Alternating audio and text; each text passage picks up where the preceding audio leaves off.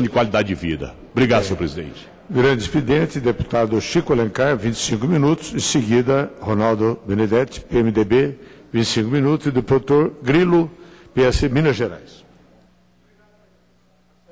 Obrigado, presidente Nelson Marcheselli.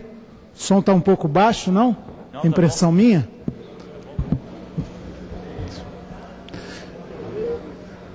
Senhor presidente, senhoras e senhores parlamentares, servidores da casa, que nos ajudam a fazer essa sessão, estudantes da UNOESC, que é isso? Universidade do Oeste de Santa Catarina, que dão mais sentido às nossas sessões, ocupando aqui as galerias. Eu sempre fico um pouco frustrado, como muitos colegas, quando a gente está aqui no plenário, em grande número, debatendo matérias importantes, e aquele vazio absoluto nas galerias. Deve ser como um bom jogador de futebol que entra no campo com o estádio vazio. Mesmo que jogue bem, ele não se realiza plenamente. Agora, é claro que a gente quer não o aplauso, quer o acompanhamento, a cidadania, a visão crítica, o questionamento. Para quem não sabe, nós ficamos torcendo para ter esses 25 minutos de microfone aqui na Câmara, porque são 513 deputados e a presença aqui, nesse tempo privilegiado, ainda com plenário vazio, é através de sorteio. E eu tive a graça, a bênção, a sorte de cair hoje, no dia 12 de junho, Dia dos Namorados. E enamoramento, paixão, amor, não são temas muito comuns no Parlamento e no Legislativo. E, no entanto, são. O grande poeta gaúcho Mário Quintana dizia que amar é quando um mora dentro do outro. E isso, para além de todas as comemorações, que obviamente não devem ser só num determinado dia, não há namoro que se sustente no 12 de junho apenas, mas nos diz respeito também, porque representar a população através do voto dela, exercendo o mandato, significa procurar não se mudar do local onde essa população vive, sofre, trabalha, desempenha as suas atividades, tem suas angústias e esperanças. Portanto, a minha proposta aqui é que nos enamoremos e nos apaixonemos pelo social, pelo político, sem prejuízo, evidentemente, do amor por outra pessoa, do namoro, da vida afetiva e pessoal, e intransferível e irrenunciável. Mas o desafio para a política no Brasil é reencontrar o caminho, o endereço da população que representamos e dos seus maiores interesses e das suas maiores demandas. Amar um dentro do outro. Isso significa, no plano político, social, coletivo, um reencontro nosso com a população brasileira que a gente representa e tantas vezes com tantas deficiências. Esse dia de hoje é véspera de Santo Antônio.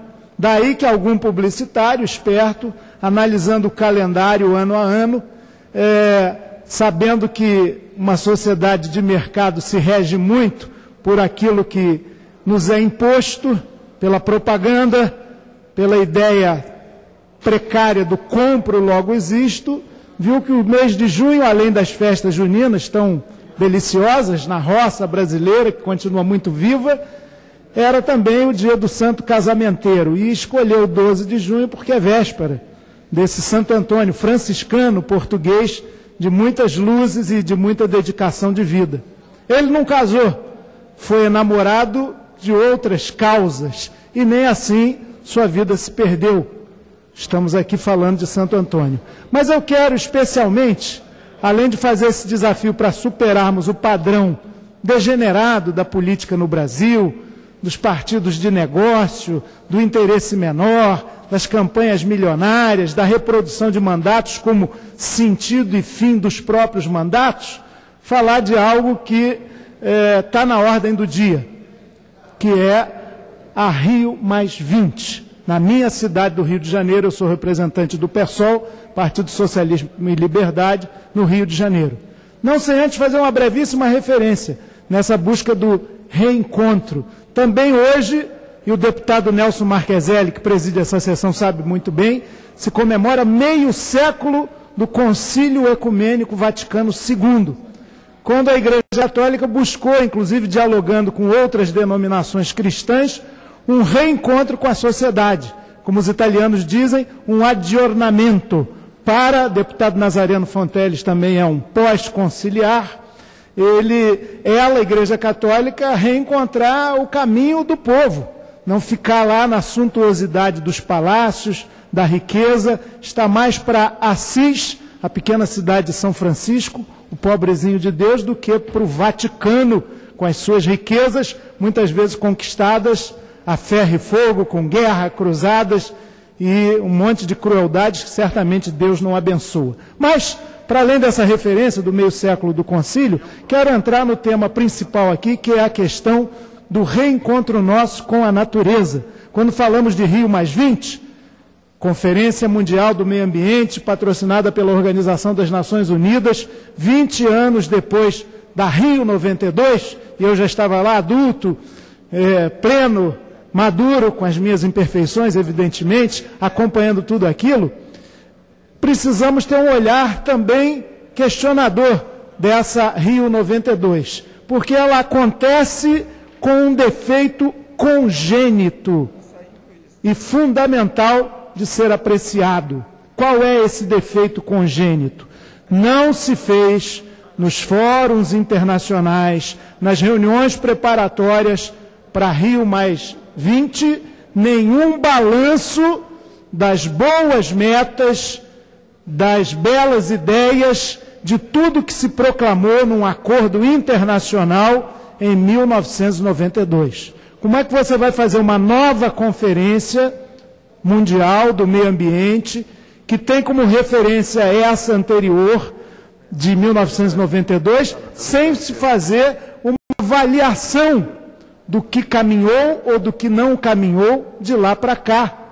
Parece que a ONU, como acontece muitas vezes em termos de evitar invasões, ataques imperialistas e guerras no mundo, é uma entidade mais pro forma, uma entidade mais de grandes declarações e pouquíssimas efetivações do proclamado. O proclamado não é praticado. Mas essa avaliação é fundamental para avançarmos. E, infelizmente, as notícias não são boas. E eu trago aqui esses dados que, sem dúvida nenhuma, são impressionantes. Há uma música do Beto Guedes e do Ronaldo Bastos, chamada Sal da Terra, que diz: Terra, és o mais bonito dos planetas, estão te maltratando por dinheiro. E uma das preocupações da Rio 92 foi com relação à água.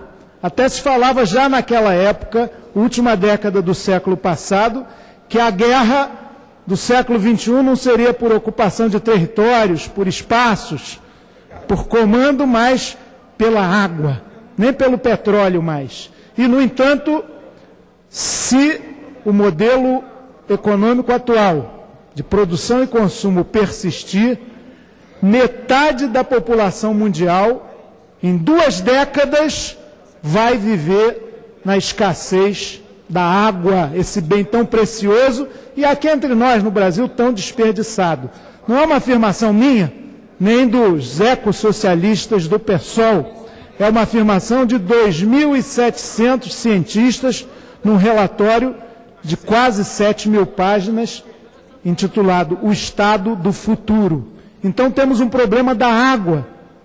Temos também o problema do ar, que todos conhecem, na medida em que cada vez mais se estimula a civilização do automóvel, da locomoção, do combustível de explosão, a poluição do ar cresce e os gases de efeito estufa vão tendo as suas consequências, como a do aquecimento global.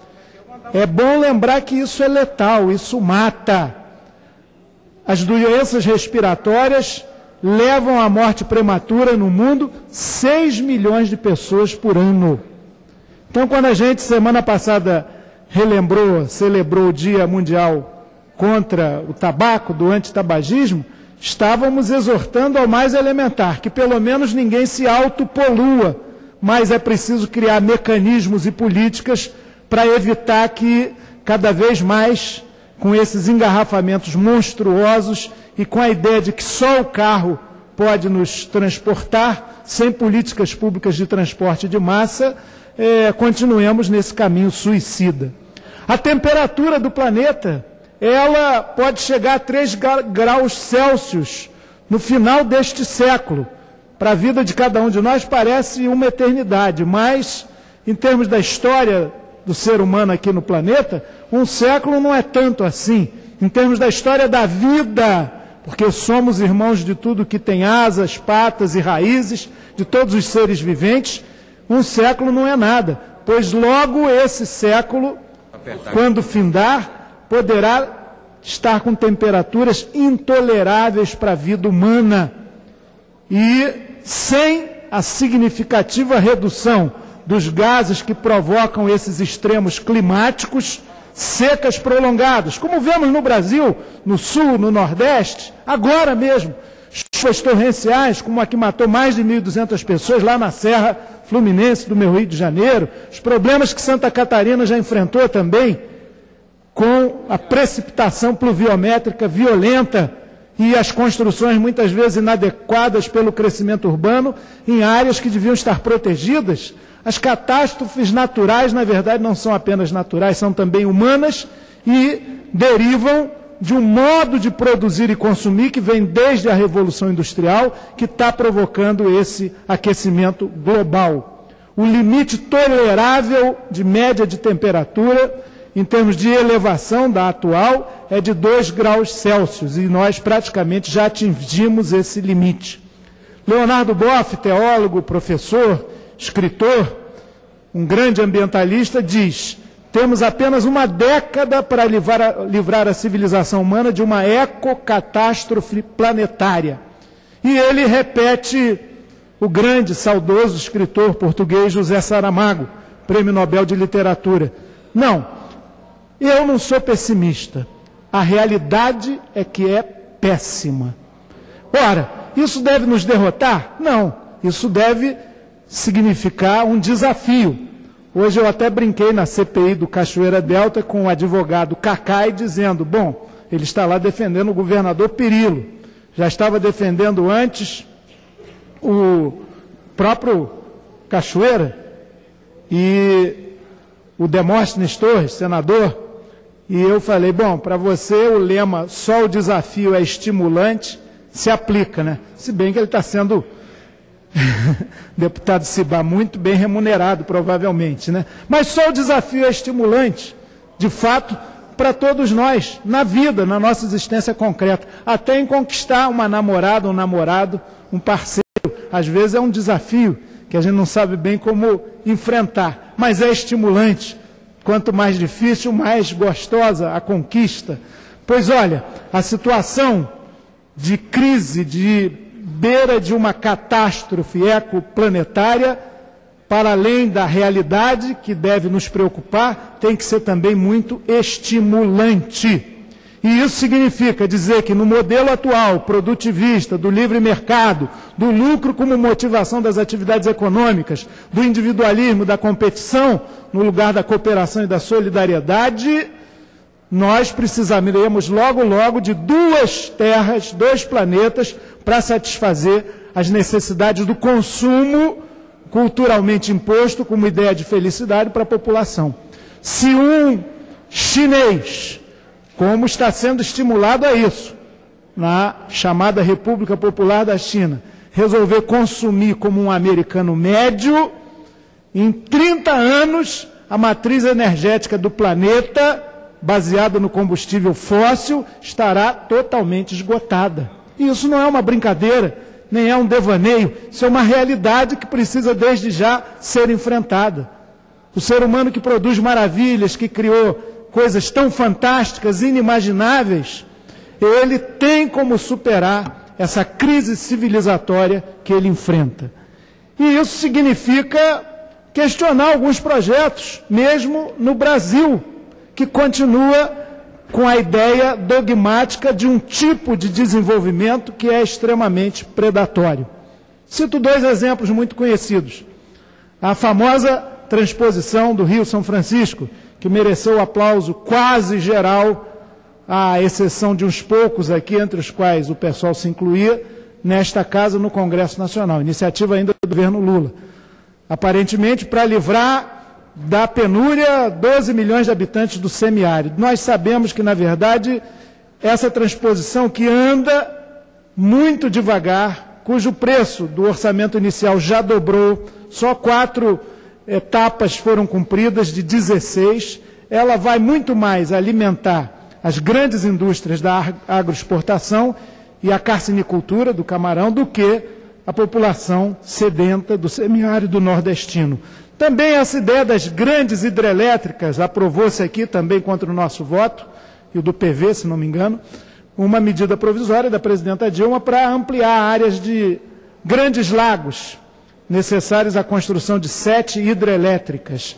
É já aceito pacificamente por quase todos os cientistas do Brasil que nós precisamos, antes dessa ideia de mega usinas hidrelétricas, fazer uma melhor eficiência energética, evitar os desperdícios que são tremendos nas linhas de produção e trabalhar com pequenas usinas que produzem muito menos impacto ambiental, respeitando as populações nativas, ribeirinhas e pobres.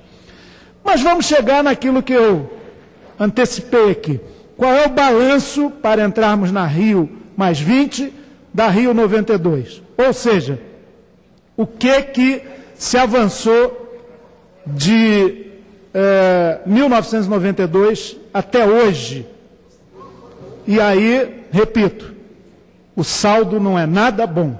Vejam só, da Rio 92 para cá, ela que tinha belas intenções, a Rio 92, a Agenda 21, programa quase completo de cuidados ambientais para este nosso século que chegava, convenções de combate à desertificação, respeito à diversidade biológica, tudo isso, na verdade, assinado pela cúpula dos governos, pela cimeira dos países, das administrações do planeta, praticamente não saiu do papel. Haja vista a situação atual. As emissões de CO2, principal dos gases do efeito estufa, aumentaram em 36% nos últimos 20 anos. Também o número de cidades com mais de 10 milhões de habitantes. Certamente no oeste de Santa Catarina não tem nenhuma cidade assim, e vocês não aspirem isso. É muito ruim de viver em cidades com mais de 3, 4 milhões de habitantes, porque a qualidade de vida necessariamente fica prejudicada. Pois o número de cidades no mundo com mais de 10 milhões de habitantes aumentou em 110%. A urbanização, com todos os seus problemas, prossegue de maneira acelerada. Há 300 milhões de hectares de florestas tropicais que desapareceram nos últimos 20 anos. Os fertilizantes nitrogenados usados na agricultura, e o Brasil é o maior consumidor mundial de agrotóxicos, cada um de nós ingere 5 litros em média por ano. Ninguém vai morrer de hoje para amanhã, mas isso vai, de alguma maneira, nos contaminando sutilmente, imperceptivelmente, gerando inclusive doenças silenciosas. Pois olha, o número de fertilizantes nitrogenados cresceu em 35% na nossa agricultura. O consumo predatório dos recursos naturais ampliou-se em 40%. E o abismo entre ricos e pobres, de uma maneira geral no planeta, aumentou muito, fruto de um sistema concentrador de riqueza e renda, e não redistributivo como buscamos construir. Na minha cidade, maravilhosa de fato, mas muito mais um belo cenário para uma sociedade harmoniosa a ser ainda construída, da Conferência da ONU, em 92 para cá, a população das favelas, que são áreas pobres, sem serviços básicos, como saneamento, coleta de lixo e tudo mais, aumentou 58%. E isso não é uma estatística alvissareira, porque no mesmo Rio de Janeiro, que vai sediar Rio mais 20, 1.500.000 pessoas vivem sem saneamento básico de água e esgoto. Portanto, há muito que se avançar, globalmente, localmente, em cada plano, em cada espaço vivido. No Brasil, que tem uma biodiversidade fantástica, provavelmente a maior do planeta, temos biomas ameaçados. A Mata Atlântica só tem 7% da sua cobertura original. Os pampas meridionais também têm uma área primária muito irrelevante hoje. 20% da nossa Amazônia já foi desmatada, metade do Cerrado, com a sua incrível beleza e biodiversidade. O Pantanal, os manguezais também estão muito vulneráveis. Se nós não cuidarmos, a sanha humana do processo de urbanização e da sobrevivência, inclusive estimulada por políticas públicas que não têm essa preocupação com cuidado ambiental, e com o sistema capitalista do lucro, da competição, do crescimentismo econômico, não chamarei nem de desenvolvimentismo, ela pode gerar mais problemas ainda. Nós vemos aqui no próprio Congresso Nacional uma espécie de ofensiva conservadora, no sentido de retirar, por exemplo, do Executivo a atribuição de definir áreas quilombolas e indígenas, de trabalhar para que no Código Florestal recém-aprovado, que já é muito mais um código de grandes atividades econômicas do que de preservação de florestas, proteções fundamentais de rios, de nascentes, de manguezais, isso tudo feito sem preocupação com o futuro. De toda forma, senhor presidente, senhoras e senhores deputados, o nosso empenho tem que ser por uma mudança cultural, política, civilizatória, de longo prazo, que é uma mudança de paradigma. O atual modelo de produzir e consumir no mundo, que é o mundo predominantemente capitalista, mas que também foi praticado no chamado mundo socialista do século passado, é extremamente predatório, poluidor, destruidor da vida humana. É preciso encontrar um novo modelo de sociedade, que para nós do PSOL, como o nosso nome do partido, como o nome do nosso partido indica, é uma sociedade igualitária, fraterna, solidária, socialista e radicalmente democrática. Agora, enquanto trabalhamos para arrancar alegrias ao futuro, como dizia o poeta russo Mayakovsky, nós temos que agir aqui, agora. Não há melhor testemunho, não há melhor discurso do que aquele que é dado pelo exemplo. Exemplo da cidadania. Quem visita a Câmara dos Deputados está fazendo um exercício, pelo visto aqui, educativo escolar de cidadania. Ver como funciona um dos poderes da República. Espero que vocês não se decepcionem. A beleza arquitetônica exige de nós também uma dedicação e um empenho de atuação política em torno do interesse público e não do interesse individual, patrimonial, particular de cada um aqui. Em segundo lugar, para além dessa cidadania, de acompanhamento das instituições republicanas, que carecem, de tanto dinamismo, de tanta transparência, de tanto vício, sobretudo da participação popular ativa, sem o que não há república, é preciso também cobrar políticas públicas de transportes, de moradia, políticas urbanas. Nós já temos um arcabouço de legislação fantástico. Já se disse que no Brasil o revolucionário seria cumprir a lei. O Estatuto das Cidades, as leis orgânicas dos municípios, as leis ambientais. Se a gente simplesmente cumprisse o que está no papel, nós teríamos um país melhor, cidades melhores, um ambiente melhor para se viver. Mas enquanto essa luta não tem resultados muito concretos, o que não significa abandoná-las de jeito nenhum, nós temos também algo que está nas nossas mãos, que é ter uma nova postura de vida, elementar, da economia da água, por exemplo, no nosso cotidiano. A gente desperdiça muita água. Numa alimentação saudável, no nosso cotidiano, a gente às vezes fica na cultura do fast food e se alimenta muito mal.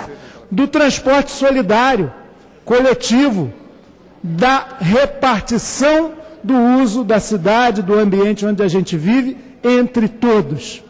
Por fim, a consigna fundamental. É preciso, e esse é o desafio que o pessoal faz aqui, fazer do necessário o suficiente e viver mais simplesmente, para que simplesmente todos possam. Eu encerrei e, para minha surpresa, nenhuma parte, são tão constantes, mas não é por nenhuma má educação da minha parte. Eu concederia, não foi preciso sempre seria, os apartes enriquecem a nossa fala, mas não foi possível porque ninguém solicitou. Obrigado, presidente. Deputado Marcos Peçanha, chegou tarde. Eu deixo também nos anais da casa aqui um registro desses dados. Deputado Dr. Grilo, do PSL Minas Gerais, pequeno expediente por 1 minuto. Senhor presidente, senhoras e senhores deputados, gostaria de deixar registrado nosso pronunciamento nos anais dessa Câmara. Nós estivemos nesse final de semana na cidade de Bom Jesus do Amparo, Ipoema, Itambé do Mato Dentro, e por fim nós passamos até lá em Itabira, terra do poeta Carlos Drummond de Andrade, e uma coisa que a gente não pode